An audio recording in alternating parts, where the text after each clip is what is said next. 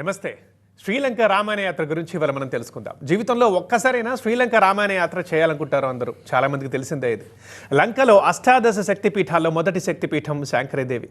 సంజీవని పర్వతం, అశోక వాటిక, సీతాదేవి అగ్నిప్రవేశం, రామాయణ యుద్ధం జరిగిన ప్రదేశం, ఇట్లాంటి ఎన్నో రామాయణ ప్రదేశాల దర్శనాలు అక్కడ ఉన్నాయి. వాటిని చూడొచ్చు. ఇంక ఇదే కాకుండా ప్రకృతి సౌందర్యం, ఎన్నో బీచ్లు, tea plantations and factories, spice gardens, ఇలాంటివన్నీ కూడా సందర్శించాల్సిన ప్రదేశాలు ఎన్నో ఉన్నాయి శ్రీలంకలో ఈ యాత్రలో కూడా. సో ఇక తెలుగు రాష్ట్రాల్లో దశాబ్దాలుగా తీర్థయాత్రలు నిర్వహించడంలో ప్రత్యేక గుర్తింపు కలిగిన Shri Gayatri tours and travels అధినేత భరత్ శర్మ గారు మనతో పాటు ఉన్నారు. వారిని అడిగి ఈ శ్రీలంక రామాయణ యాత్రకు సంబంధించిన పూర్తి వివరాలు తెలుసుకుందాం. నమస్కారం అండి భరత్ శర్మ గారు. నమస్తే అండి. ఎలా ఉన్నారు? Fine sir. రైట్. సో ముందుగా అసలు శ్రీలంక రామాయణ యాత్ర విశిష్టత ఏంటి, ప్రాధాన్యత ఏంటి, ఎందుకు జనాలు అక్కడికి వెళ్తుంటారు? సార్ సహజంగా ముందుగా టీవీ9 ప్రేక్షకులకు నమస్కారం. శ్రీలంక అనగానే మనకు దేశం వేరే దేశం అయినప్పటికీ కూడా వారి యొక్క క్లైమాటికల్ కండిషన్స్ కానీ, లేదంటే వారి యొక్క ఫుడ్ హ్యాబిట్స్ కానీ, లేకపోతే వారికి మనకు భౌగోళికంగా దూరమైనప్పటికీ కూడా మన హిందుత్వపు దేశానికి చాలా దగ్గరగా ఉన్నటువంటి ఒక అవకాశాలు మనం ఎక్కువ గమనిస్తూ ఉంటాం. ఒకటి శ్రీలంక కానీ, లేదంటే నేపాల్ అయినా సరే. అవును. సో శ్రీలంక అనగానే అందరికి గుర్తొచ్చేటువంటిది రామాయణం.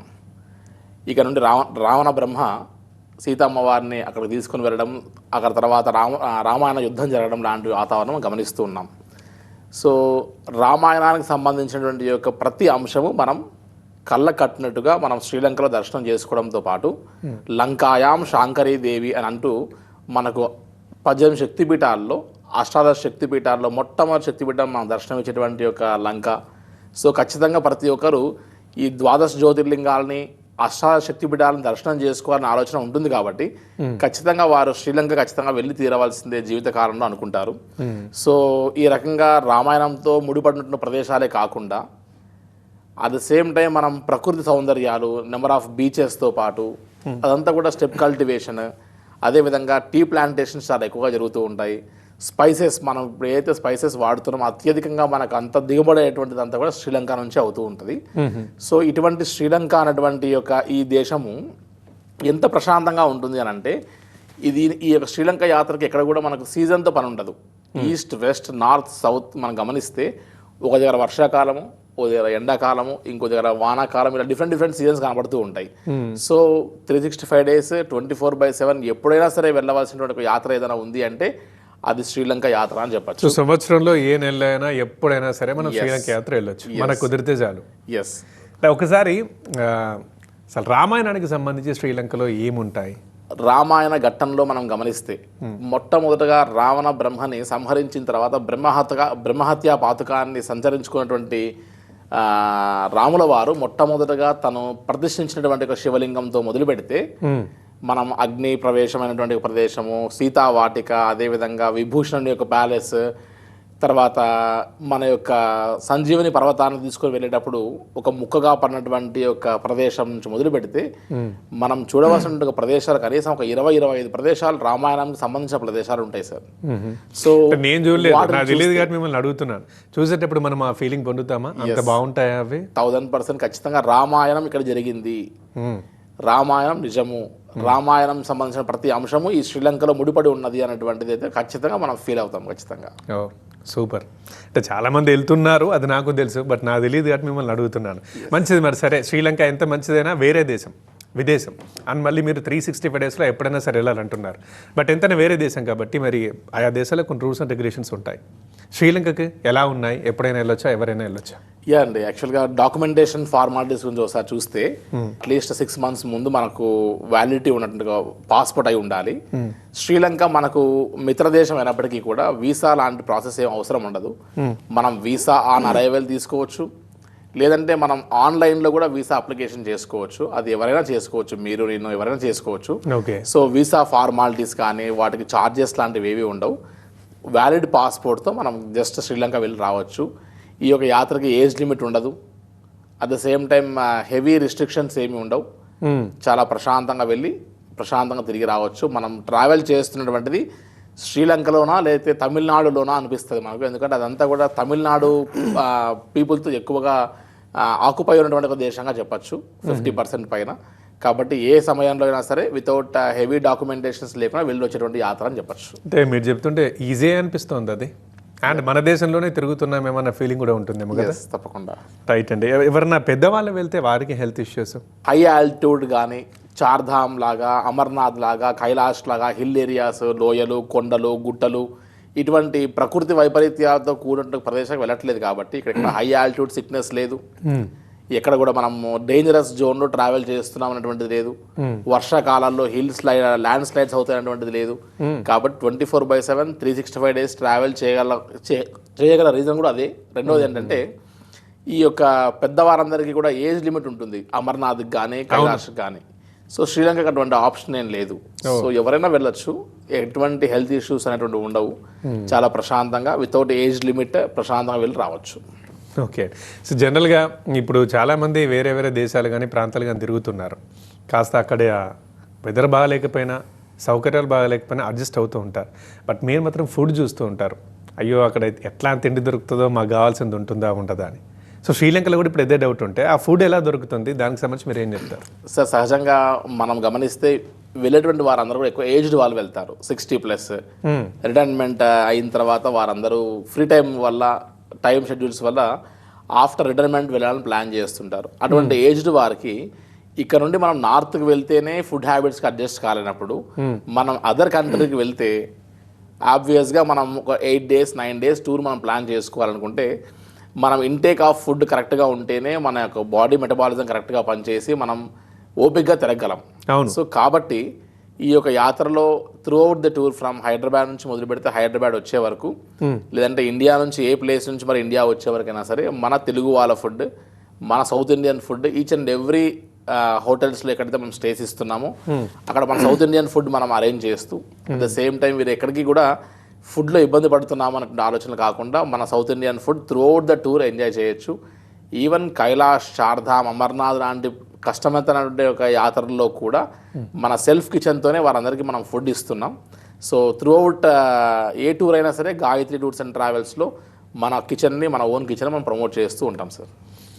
సూపర్ అండి. ఎందుకంటే చాలామంది ఆలోచించేది అదొకటి దొరికిందంటే అని పెద్దవాళ్ళు అన్నారు. అంటే ఇంకొక డౌట్, ఇప్పుడు మీరు అన్నారు 50+ అన్నారా, 60+ 60+. యూత్ తక్కువగా వస్తూ ఉంటారా? సహజంగా ఉద్యోగాలు, ఆధ్యాత్మిక వైపు తిరగడానికి వారందరికీ కొద్దిగా మెచ్యూరిటీ రావాలి కాబట్టి, సో ఈ మధ్య కాలంలో కొంచెం యూత్ కూడా సోషల్ మీడియా బాగా పెరిగిపోవడం వల్ల స్పిరిచువల్ అవుతున్నారు చాలా. అంటే ఎన్ని రోజులు ఉంటుంది టూర్ శ్రీలంకకి? ఎన్ని రోజులు నేను సహజంగా మనం కనీసం east, west, north, south including జాఫ్నాతో సహా కవర్ చేయాలి అని అంటే మినిమం మనం 8 days మనం శ్రీలంకలో పెట్టుకోగలిగితే, మినిమం 8 days ఏది వదలకుండా మనం ప్లాన్ చేయొచ్చు. అలా కాకుండా ఒక 4 daysలో, 5 daysలో, 6 daysలో కవర్ చేయొచ్చు. బట్ ఏదో ఒక పార్ట్, అది ఈస్టా, వెస్టా, నార్తా, సౌత్ అన్నట్లు పార్ట్ మిస్ అవుతుంది. అలా మిస్ కాకుండా మనం ఒకసారి వెళ్ళాము అని అంటే ఆ ప్లేస్ మొత్తం ఎక్స్ప్లోర్ చేసి వచ్చేసేయాలి. ఒక కంట్రీకి వెళ్ళి తిరిగి మళ్ళీ ఆ 1 day ఉండి ఇంకా ఇంపార్టెంట్ ప్లేస్ చూసే వాళ్ళమేమో అని వచ్చిన తర్వాత తెలుసుకోవడం వల్ల లైఫ్లో ఇంకోసారి వెళ్ళడానికి టైం పర్మిట్ చేయాలి, హెల్త్ పర్మిట్ చేయాలి, ఫైనాన్షియల్ పర్మిట్ చేయాలి. సో కాబట్టి ఒకసారి వెళ్ళాము అంటే ఒక సిస్టమాటిక్ రూట్ మ్యాప్లో మనం వెళ్ళగలిగితే అక్కడ వెళ్ళిన తర్వాత ప్రాంతం మిస్ అయ్యాము అనేటువంటి ఒక ఫీల్ లేకుండా అన్ని చూసి వచ్చాము అనేటువంటి ఒక ఆనందంతో, తృప్తితో తిరిగి రావచ్చండి. రూట్ మ్యాప్ గురించి అడుగుతాను సార్. అంతకన్నా ముందు వెళ్తూ ఉంటారా మన దేశం నుంచి శ్రీలంక యాత్రకి? ఎంత ఆఫెన్గా వెళ్తూ ఉంటారు? ఎస్ అండి, సహజంగా ప్రతిరోజు మన యొక్క భారతదేశం నుండి, ఐ మీన్ హైదరాబాద్ నుంచి మొదలు పెడితే అంటే Chennai main place for travelling to Colombo. So సుమారుగా రోజుకి 2-3 వేల మంది మన ఇండియన్స్ ట్రావెల్ చేసేటువంటి ప్లేస్ అండి. సో చాలా వరకు మన ఇండియన్స్ ఖచ్చితంగా వెళ్ళాలనుకుని ఫ్రీక్వెంట్గా వెళ్ళాలనేటువంటి ఒక ప్రదేశం. సో చాలా తరచుగా వెళ్తూ ఉంటారు. మీకు ఇప్పుడు ఈ లెక్కను చూస్తే ప్రతి నెల ఉంటారా మీకు యాత్రికులు? ఎస్ అండి, ఖచ్చితంగా శ్రీలంక రామాయణ యాత్రకి గాయత్రి టూర్స్ అండ్ ట్రావెల్స్ ద్వారా ఎవ్రీ మంత్ ఖచ్చితంగా ఒక ట్రిప్ వెళ్తుంది. ప్రశాంతంగా సేఫ్గా వెళ్ళి వస్తారు. అసలు శ్రీలంకలో ఎక్కడ, ఏది, ఎలా చూడాలి, ఎలా వెళ్తాం, ఎలా వస్తాం, ఎక్కడ ఉంటాం, ఇదంతా మాకు ఒక రూట్ మ్యాప్ ఎక్స్ప్లెయిన్ చేస్తారా ఒకసారి? ఎస్, సహజంగా సార్. మనం ఏదన్నా ఒక యాత్రకు వెళ్ళాలన్నా, ఒక టూర్కి వెళ్ళాలన్నా మనకు ముందుగా ఒక ప్లాన్ అన్నటువంటిది అవసరం. ఈవెన్ దో ఒక ట్రావెల్ ఆపరేటర్ లాంటి వాళ్ళతో వెళ్ళినా లేదా మీరు సొంతంగా వెళ్ళినా సరే మీ సబ్కాన్షియస్ మైండ్లో అసలు చూడవలసిన ప్లేసెస్ ఏంటి, మీ రూట్ ఎలా కనెక్టింగ్ చేసుకోవాలి, ఎక్కడ నైట్ హాల్స్ చేసుకోవాలన్నటువంటిది మీ సబ్కాన్షియస్ మైండ్లో ఉంటే దెన్ మీరు ఆ యాత్రను చాలా సాఫీగా చేసుకోగలుగుతారు. సో సొంతంగా వెళ్ళినా సరే ఇప్పుడు నేను చెప్పేటువంటి ఆ రూట్ మ్యాప్ ద్వారా అసలు ఏ ప్లేసెస్ మిస్ కాకుండా అన్ని కవర్ చేయగలిగేటువంటి ఒక నాలెడ్జ్ మనం ఇచ్చేటువంటి ఒక ప్రయత్నం చేద్దాం సార్ ఒకసారి రూట్ మ్యాప్ ద్వారా. శ్రీలంక రామాయణ యాత్ర మనం సొంతంగా వెళ్ళినా సరే వెళ్ళవలసినటువంటి ఒక రూట్ మ్యాప్ని ఏ ఏ ప్రదేశాలు ఏ రోజు చూస్తే మనం ఈస్ట్ వెస్ట్ నార్త్ సౌత్ అన్నీ కవర్ చేసి మనం షార్ట్ అండ్ స్వీట్గా మనం ఈ యొక్క శ్రీలంక యాత్ర ఎలా చేయగలమో చూద్దాం ఒక రూట్ మ్యాప్ మీద. ఒకసారి మనం గమనిస్తే ఈ రూట్ మ్యాప్లో మనం హైదరాబాద్ లేదంటే ఏ ప్రదేశం నుంచి అయినా సరే మనం వెళ్ళవలసిన ఒక ఎయిర్పోర్ట్ కొలంబో ఎయిర్పోర్ట్. సో ఈ కొలంబో ఎయిర్పోర్ట్ చేరడానికి మనకు హైదరాబాద్ నుండి కానీ లేదంటే మిగతా ప్లేసెస్ నుంచి డైరెక్ట్ ఫ్లైట్స్ అయినా సరే ఉన్నాయి, లేదంటే చెన్నై నుంచి ఇంకా ఎక్కువ సోర్సెస్ ఉన్నాయి. కాబట్టి మనం డే 1 కొలంబో చేరుకుంటున్నాం. కొలంబో చేరుకున్న తర్వాత మనకు capital of Sri Lanka, at the same time biggest airport ఉన్నటువంటిదంతా కూడా ఈ కొలంబో. కాబట్టి కొలంబో నుండి మనం డే 1 మన డే అంతా కూడా స్టార్ట్ అయ్యి యాక్చువల్లీ ఎర్లీ మార్నింగ్ వరకు మనం కొలంబో చేరుకోగలిగితే మన డే ఇలా డే 1తో స్టార్ట్ అవుతుంది. మనం చూసేటువంటి ఒక ప్లేసెస్ చూసుకుంటే డే 1 మడంబే సుబ్రహ్మణ్య స్వామి టెంపుల్ అని చెప్పి చాలా పెద్ద సుబ్రహ్మణ్య స్వామి వారి టెంపుల్ చూస్తాం. చాలా అద్భుతమైనటువంటి ఒక దేవాలయం అది. తర్వాత మునేశ్వరన్ టెంపుల్ అనేటువంటిది మనకు దర్శనం చేసుకున్నటువంటి వాటిలో ది ఓల్డెస్ట్ శివాలయం టెంపుల్ అని చెప్తారు. మొట్టమొదటగా రాముల వారు రావణ బ్రహ్మ యొక్క సంహారం అయిన తర్వాత మొట్టమొదటగా ప్రతిష్ఠించినటువంటి ఒక శివలింగంగా చెప్తూ వస్తారు. అదేవిధంగా మనావరి టెంపుల్ అనేటువంటి ఓల్డెస్ట్ టెంపుల్ చూసిన తర్వాత మనం డే 1 నైట్ హాల్ట్ చిలావ్ అనేటువంటి ఒక ప్లేస్లో చేస్తున్నాం. నెక్స్ట్ అక్కడ నుండి మనం డే 2 అనురాధపురం అనేటువంటి ఒక ప్లేస్కి వెళ్ళిపోతున్నాం. ఈ అనురాధపురం అనేటువంటి ఒక ప్లేస్లో నగులేశ్వరన్ టెంపుల్, ఇది కూడా మనకు ఓల్డెస్ట్ శివాలయం టెంపుల్. అదేవిధంగా తిరుకేతీశ్వరన్ టెంపుల్ అని చెప్పి చాలా ఓల్డెస్ట్ టెంపుల్ దర్శనం చేసుకుంటాం. ఆ తర్వాత నల్లూరి కందస్వామి టెంపుల్ అనేటువంటి టెంపుల్ చూసుకొని మనం నైట్ స్టే జాఫ్నాలో చేస్తున్నాం. సో చాలా వరకు అందరూ కూడా ఈ జాఫ్నా అనేటువంటి ఒక ప్లేస్ వదిలేస్తారు. ఈ జాఫ్నా అనేటువంటి ఒక ప్లేస్ కూడా కవర్ చేస్తూ ఈస్ట్ వెస్ట్ నార్త్ సౌత్ని కవర్ చేసేటువంటి ఒక యాత్ర కాబట్టి ఇందులో మనం జాఫ్నా కవర్ చేసుకున్నాం. నెక్స్ట్ డే 3 మనం నాగదీప టెంపుల్, అదేవిధంగా Nagapooshani Amman temple, Ravana hot water wells అని మనకు ఒక 7 వెల్స్ ఉంటాయి. అక్కడ అందులోంచి హాట్ వాటర్ మనం బాత్ చేయొచ్చు, ఎప్పుడు సహజంగా వాటర్ వచ్చేటువంటిది. సో ఆ తర్వాత మనం లక్ష్మీనారాయణ స్వామి టెంపుల్ దర్శనం చేసుకొని మనం ట్రింకోమలైలో స్టే చేస్తాం డే 3 నైట్ హాల్ట్లో. నెక్స్ట్ అక్కడ నుండి మనం డే 4 చాలా ఇంపార్టెంట్ అయినటువంటి ఒక డే ఇది. డే 4లో వస్తే మనం తిరుకోనేశ్వరం టెంపుల్ దర్శనం చేసుకుంటున్నాం. నెక్స్ట్ లంకాయాం శాంకరీదేవి, అత్యధిక మంది ఎక్కువగా ఫస్ట్ శక్తిపీఠం దర్శనం చేసుకోవాలనేటువంటిది. సో ఈ శాంకరీదేవి శక్తిపీఠం దర్శనం చేసుకున్నాం. ఇక్కడ అర్చనలు, ఎంతో పారాయణాలు లాంటి వాటి కోసం ఎంతో సమయం కేటాయించుకోవచ్చు. ఆ తర్వాత సిగరియా లయన్ రాక్ అనేటువంటి యొక్క ఇది చూసిన తర్వాత కాళీ టెంపుల్ దర్శనం చేసుకొని బటిక్ ఫ్యాక్టరీ విజిట్ చేసి మనం నైట్ స్టే డే 4 మనం సిగరియాలో స్టే చేస్తున్నాం. నెక్స్ట్ డే 5 మనం డంబుల్లా గోల్డెన్ టెంపుల్ చూసి, ఇక్కడ మనం బాగా గమనిస్తే శ్రీలంక అనగానే హర్బల్ అండ్ స్పైస్ గార్డెన్స్ అనేటువంటి చాలా ఎక్కువ ఉంటాయి. కాబట్టి ఒకరోజు మనం ఒక ఫ్యాక్టరీకి వెళ్ళి అసలు లీవ్స్ తెంచిన దగ్గర నుంచి మొదలు పెడితే ప్యాకింగ్ అయ్యే వరకు డిఫరెంట్ టేస్ట్తో ఉన్నటువంటి ఒక హర్బల్ అండ్ స్పైస్ గార్డెన్స్ కానీ కాఫీ టీ గార్డెన్స్ మనం చూడడానికి అవకాశం ఉంటుంది. సో ఇక్కడ హర్బల్ అండ్ స్పైస్ గార్డెన్ చూసి టూత్రిలిక్ టెంపుల్ అని బుద్ధుడి యొక్క టీత్ దొరికినటువంటి యొక్క ఇది భద్రపరిచి చాలా పెద్ద టెంపుల్ ఒకటి కట్టారు.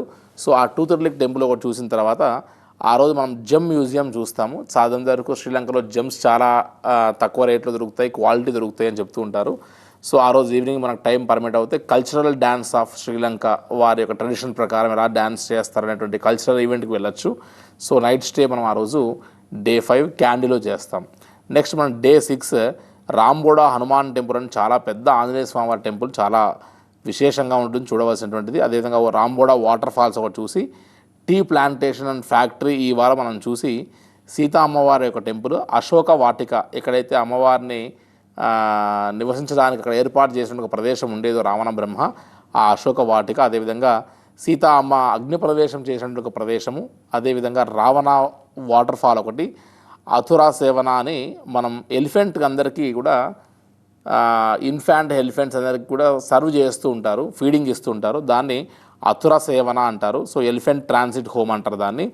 వాటిని కూడా మనం ఆ యొక్క ఫారెస్ట్ ఏరియా అండ్ ప్లేస్ని విజిట్ చేసి మనం నైట్ స్టే ఉదవాల అనేటువంటి ఒక ప్లేస్లో మనం స్టే చేస్తున్నాం. నెక్స్ట్ డే 7కి వచ్చేసరికి రామసుల్లా సంజీవని డ్రాప్ అంటే మనకు సంజీవని పర్వతాన్ని తీసుకొని వెళ్ళేటప్పుడు ఒక ప్లేస్లో మనకు ఒక ముక్క లాంటి సంజీవని పర్వతం పడడము, ఆ యొక్క పర్వతమే ఇక్కడ సంజీవని డ్రాప్గా దర్శనం చేసుకుంటున్నాం మనం. అదేవిధంగా మధు రివర్ బోట్ సఫారీ ఒకటి వెళ్ళొచ్చు. అదేవిధంగా టటల్ ఫామ్ ఒకటి, వాటర్ స్పోర్ట్స్ లాంటివి ఇందాక మనం చెప్పినట్టుగా మన ఓన్లీ డివోషనల్ టూరే కాకుండా కొద్దిగా వాటర్ రైడ్స్, తర్వాత అడ్వెంచరస్ వాతావరణం ఏదైనా చూడాలంటే కూడా ఈ డే 7లో మనం కవర్ చేసుకోవచ్చు. కాస్త ఏదైనా శ్రీలంక సంబంధించిన షాపింగ్ ఏదైనా ఉంటే కూడా మనం డే 7లో పూర్తి చేసుకోవచ్చు. ఆ వాళ్ళ డే 7 నైట్ మనం కొలంబో వచ్చి స్టే చేస్తాము. దెన్ మనం డే 8కి వచ్చేసరికి మనం చూడవలసినటువంటివి పంచముఖ ఆంజనేయ స్వామి టెంపుల్ ఒకటి, అదేవిధంగా పొన్నంబలన్న స్వర్ణలింగం టెంపుల్ ఒకటి, అదేవిధంగా కలానియా విభూషణి టెంపుల్ ఒకటి మనం చూస్తాము. అదేవిధంగా కొలంబో టూర్ టెంపుల్ అని మనం కొలంబో సిటీ టూర్ అని మనం బై బస్ మనం కొలంబోలో చూడవలసిన ఒక పార్లమెంట్ నుంచి మొదలు పెడితే డిఫరెంట్ ప్లేసెస్ అన్నీ మనం కవర్ చేసి మనం నైట్ హాల్ట్ అట్ కొలంబో చేస్తున్నాం. సో నెక్స్ట్ మనం డే 8 అయిన తర్వాత డే 9 మార్నింగ్ లేదంటే డే 8 మిడ్ నైట్ ఫ్లైట్ ఏదైనా ఉంటే తిరిగి మనం ఎయిర్పోర్ట్ ద్వారా కొలంబో ఎయిర్పోర్ట్ నుండి ఏదో చెన్నై ఆర్ హైదరాబాద్ ఏదో ఒక ప్లేస్కి మనం బ్యాక్ అయి వచ్చేస్తున్నాం. సో ఇది శ్రీలంక రామాయణ యాత్రతో పాటు కంప్లీట్ శ్రీలంక రామాయణ యాత్ర complete east west north south అన్నీ కూడా కవర్ చేస్తూ మనం వచ్చేటువంటి 8 డేస్ ట్రిప్. ఖచ్చితంగా అందరూ లైఫ్ టైంలో దర్శనం చేసుకోవాలనుకున్నటువంటి ఒక శాంకరి అమ్మవారి దర్శనంతో పాటు మనం అన్ని ప్లేసెస్ని కవర్ చేస్తూ ఏ ప్లేస్ని వదలకుండా ఎంటైర్ శ్రీలంక రామాయణ యాత్రని కవర్ చేసేటువంటి ఈ ట్రిప్ని మనం గమనిస్తూ ఉన్నాం. యాత్ర ఏంటుంది, ఎలా ఉంటుంది? సో ఇప్పుడే ఎగ్జైట్మెంట్ కనిపిస్తుంది దాంట్లో. మరి ఇంత అయినప్పుడు ఖచ్చితంగా ఎవరికైనా ఫస్ట్ డౌట్ వస్తుంది, డబ్బులు ఎక్కువ అవుతాయేమోనని చెప్పేసి. ఎక్కువ అవుతాయా, తక్కువ అవుతాయా, అసలు ఎలా ఉంటుంది, ఖర్చు ఎంత అవుతుంది? సో సహజంగా ఈ యాత్ర అంతా కూడా మనం గమనిస్తే ఇక్కడ నుండి మనం Colombo flight, Hyderabad to Colombo flight వెళ్తే డైరెక్ట్ ఫ్లైట్, అది ఆల్మోస్ట్ ఒక 15 నుంచి 20 వేలు అవ్వచ్చు. లేదు మనం మినిమైజ్ చేసుకోవాలి కొద్దిగా అంటే చెన్నై నుంచి మనం ఫ్లైట్ తీసుకుంటే తక్కువ కాస్ట్లో అవుతుంది. శ్రీలంక యాత్రలో ఈ మేజర్ పార్ట్ అంతా కూడా ఇక్కడ నుండి కొలంబో నుంచి ఇక్కడికి వచ్చేటువంటి ఫ్లైట్ టికెట్ రేట్ని బట్టే మనం ప్యాకేజ్ పెరుగుతుంది. కానీ మీరు కొలంబోలో అడుగుపెట్టిన దగ్గర నుంచి 8 డేస్ టూర్ అంతా చేయడానికి మీకు ఆల్మోస్ట్ 40-45,000లోనే సింగిల్ ఎన్పీ ఖర్చు లేకుండా 40 to 45,000లో 3 star hotels with coffee, tea, breakfast with local sight seeings టికెట్స్తో సహా 45,000 to 40,000 రూపీస్లో క్లోజ్ అయిపోతుంది. అదేంటి సార్, 8 రోజులు వేరే దేశంలో గడుపుతాం, బిలో 50,000 అంటే అక్కడ తక్కువ ఉన్నాయనొచ్చా? మన ప్యాకేజ్ ఎలా ఉందనొచ్చా? దీన్ని ఎలా మీరు డిస్క్రైబ్ చేస్తారు? యాక్చువల్గా మేజర్ పార్ట్ అంతా కూడా శ్రీలంకలో శ్రీలంక అంతా కూడా ఈ టూరిస్ట్ ప్లేసెస్కి సంబంధించినటువంటి ఏరియా ఇదంతా కూడా. సో ఎక్కువ మంది టూరిస్ట్ బాగా వచ్చేటువంటిది. సో అక్కడ కాస్ట్ కూడా పెద్దగా అనిపించదు మనకు. సో మనం తక్కువ కాస్ట్లోనే చాలా నేపాల్ అయినా సరే, శ్రీలంక అయినా సరే లో కాస్ట్లో హై ఫెసిలిటీస్ పొందవచ్చు మనం. అట్ ద సేమ్ టైం ఇక్కడ నుండి ఫ్లైట్ అప్ అండ్ డౌన్ లెక్క వేసుకున్నాం అనుకోండి, చెన్నై టు చెన్నై తీసుకుంటేనేమో ఆల్మోస్ట్ 20,000 ఎక్స్ట్రా అవుతుంది. హైదరాబాద్ తీసుకుంటే ఇంక 10-15,000 ఎక్స్ట్రా కావచ్చు. సో ఓవరాల్గా ఒక 70,000 to 75,000 బడ్జెట్లో ఈ శ్రీలంక యాత్రని ఏది మిస్ కాకుండా కంప్లీట్గా చేసుకొని రావచ్చు. బట్ పర్టికులర్గా ఈ సీజన్లో వెళ్ళాలని ఎవరైనా అనుకుంటారా? ఈ సీజన్లో వెళ్తే బాగుంటుందని మీరేమైనా సజెస్ట్ చేస్తారా? నో అండి, శ్రీలంకకి 24/7 365 డేస్ ఇటు డివోషనల్గా వెళ్ళాలన్నా, లేదా ఇటు క్యాసినోస్ లాంటివి వాటిని ఏదైనా ఎంజాయ్ చేయాలనుకున్నా, లేదా హాలిడేస్కి వెళ్ళాలనుకున్నా, సైట్ సీయింగ్ ప్లేసెస్కి వెళ్ళాలనుకున్నా, పిల్లలకి హాలిడే ట్రిప్స్లో వెళ్ళాలనుకున్నా, ప్రతి అంశానికి శ్రీలంక అనేది ఒక సెంటర్ పాయింట్ అని చెప్పచ్చు. మరి మీరు మాట్లాడుతుంటే అనిపిస్తుంది, అపార్ట్ ఫ్రమ్ రామాయణ ఈ రామాయణ ప్లేసెస్ కాకుండా ఇంకేమైనా 2-3 చెప్తారా బెస్ట్ శ్రీలంకలో ఇవి చూసి? శ్రీలంకలో కంపల్సరీగా చూడవలసినటువంటి వాటిల్లో బుద్ధిస్ట్ సంబంధించినటువంటి ఒక ప్లేసెస్ ఒకటి, లేదు ప్లాంటేషన్స్ సంబంధించింది, స్పైస్ గార్డెన్స్ సంబంధించింది, లేదా వాటర్ రైడ్స్కి సంబంధించినటువంటిది. సో ఇలా డిఫరెంట్ యాంగిల్స్ అంటే ఎవరు ఏ థాట్తో వెళ్తుంటే వారికి ఆ థాట్ని ఫుల్ఫిల్ చేసేటువంటి ఒక యాత్రగా నిలుస్తుంది అని చెప్పచ్చండి. ఓకే సరే, ఇప్పుడు టూర్స్ అండ్ ట్రావెల్స్ మనకు ఎన్నో సంస్థలు ఉన్నాయండి. గాయత్రిని మేము ఎందుకు అప్రోచ్ కావాలి? ఇప్పుడు చూసే వ్యూయర్స్ గాయత్రి దగ్గరికి ఎందుకు రావాలి శ్రీలంక యాత్ర వెళ్ళాలంటే? ఎస్ అండి, యాక్చువల్గా హైదరాబాద్ టు హైదరాబాద్ ఒకసారి ఎయిర్పోర్ట్ నుంచి మొదలు పెడితే ఎయిర్పోర్ట్ వరకు మళ్ళీ తిరిగి వచ్చే వరకు మన Telugu guide through out the trip, మన సౌత్ ఇండియన్ కిచెన్తో పాటు మీరు ఎక్కడికి వెళ్ళినా సరే ఇక్కడ నుంచి మీరు శ్రీలంక వెళ్ళి అక్కడ ఏజెంట్కి అప్పచెప్పేసి మీరు మొత్తం టూర్ అంతా అయిపోయిన తర్వాత ఇక్కడ మేము పికప్ చేసుకునే వాతావరణం కాకుండా తెలుగు గైడ్తో ఈచ్ అండ్ ఎవ్రీ ప్లేసెస్లో శ్రీలంకలో మనం గమనిస్తే నెంబర్ ఆఫ్ ప్లేసెస్ ఉన్నాయి రామాయణం గురించి. ఇక్కడ ఏదో మనం బస్సు ఆపేసి అక్కడికి వెళ్ళేసి మీరు ఆ టెంపుల్ చూడండి అది ఫలానా అని చెప్పేసి వదిలేయడం కాకుండా ఆ టెంపుల్ యొక్క హిస్టరీ మన సబ్కాన్షియస్ మైండ్కి మనం ఫీడ్ ఇస్తేనే అక్కడికి ఎందుకు వెళ్ళాము, అది చూసినటువంటిది ఏంటి అనేటువంటిది మనకు ఆ యొక్క కాన్ఫిడెన్స్ అనిపిస్తుంది. వితౌట్ నోయింగ్ ఎనీథింగ్ మనం అక్కడికి వెళ్ళిన తర్వాత జస్ట్ మనం వెళ్ళాము వచ్చాము చూసాము అన్నప్పుడు మన మైండ్లో ఏ సబ్జెక్ట్ లేనప్పుడు ఆ యొక్క ఫీల్ని మనం పొందలేము.